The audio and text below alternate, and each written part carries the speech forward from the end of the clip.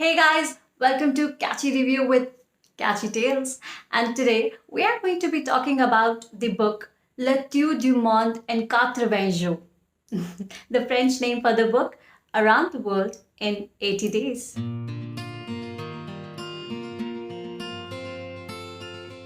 Well, I'm sure most of us have dreamt of a nice, relaxing trip around the world. But how would you feel if that comes with an additional term of number of days that you can actually take to complete the trip? And to top it up, how it would be if we end up betting on it. Well, this is what exactly the author of this pure classic, Jules Verne, has done. He basically takes his readers on a world tour, but in his own style and on his own terms. Mr. Phileas Fogg, the central character in this book, is a rich English man living in loneliness. He doesn't have much social life other than the fact that he is a member of this one club.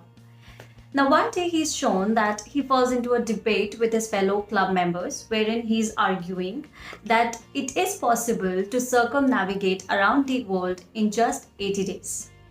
Now, his fellow members being confident that it is not possible, so they propose a wager, a bet, worth £20,000 to Mr. Phileas. And to this, Mr. Phileas readily agrees. Well, what then? To everyone's surprise, Mr. Phileas just rushes to his home, packs up his bag, and starts onto this very interesting yet unique trip. Accompanying him on this trip is his newly appointed valet cum servant, who adds comedy to this adventure novel. 3 review points coming right up. Number 1. Interesting character development.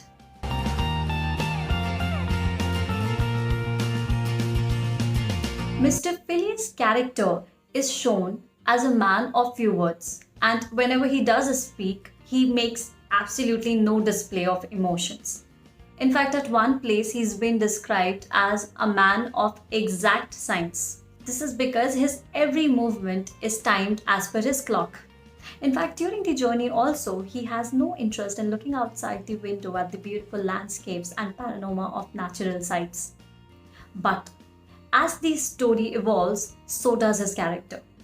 In fact, this man also shows that he has a heart, that too when you are least expecting him to. About Passepartout, well, he is my favorite character from the book. Initially, he is shown as this innocent and gullible person who easily falls into any mess. But as the story grows, you would love to see the shades of innocent humor, bravery, and wit in his character. Number 2. Adventure and humor quotient.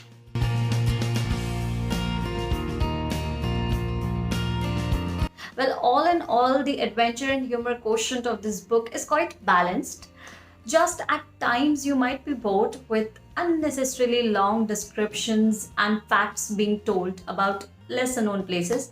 In fact, I felt that they could have done better with the famous places where Mr. Phileas takes a stopover. With the exception of India, they have not really presented many interesting events and incidents at famous places like Yokohama, San Francisco, New York. Number 3. Improves your geography and vocabulary.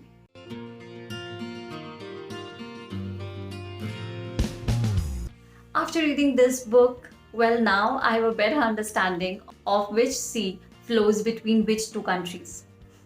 And talking about vocabulary, well, this one is not going to be a plain read. Written in 1871, this book contains a lot of authentic British words which you might not be aware of before. But on a positive side, you end up knowing them after reading the book. Well, all in all, I'm taking away Mr. Phileas' strong determination and never quitting attitude, and an enjoyable read of this unique and interesting world tour. If you like this video, then do hit the like button and subscribe to Catchy Tales for more such videos. You can also follow me on Instagram for more such updates.